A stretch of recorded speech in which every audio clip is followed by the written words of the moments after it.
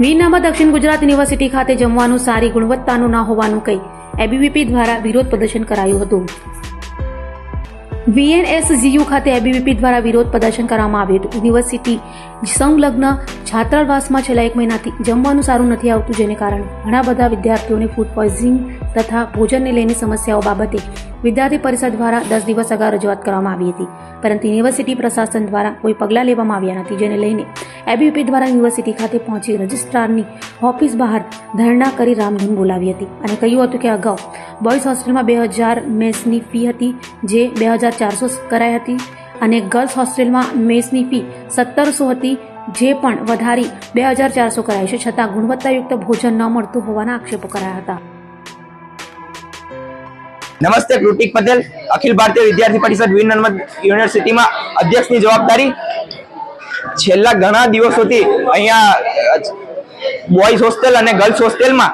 1 મહિનાથી જ્યારથી contract change થયો છે ત્યારથી વિદ્યાર્થીઓને સાવ નીચલી કક્ષાનું, સાવ તદ્દન સ્વાદહીન ખાવાનું અહીંયા વિદ્યાર્થીઓને ખવડાવવામાં આવે છે, જેને લઈને અખિલ ભારતીય વિદ્યાર્થી પરિષદ દ્વારા રજિસ્ટર સાહેબને 10 દિવસ અગાઉ રજૂઆત કરવામાં આવી હતી, પરંતુ એ રજૂઆતનો કોઈ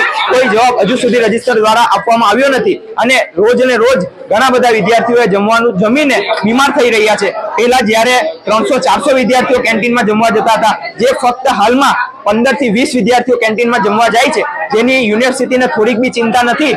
અને વિદ્યાર્થીઓની અન્ય ઘણી બધી સમસ્યાઓ છે યુનિવર્સિટીમાં, પરંતુ જે પ્રાથમિક જરૂરિયાત છે કે વિદ્યાર્થીને સારું જમવાનું તો મળી જ રહેવું જોઈએ, એને લઈને આજે અખિલ ભારતીય વિદ્યાર્થી પરિષદ એ અહીંયા ધરણા પર બેઠું છે અને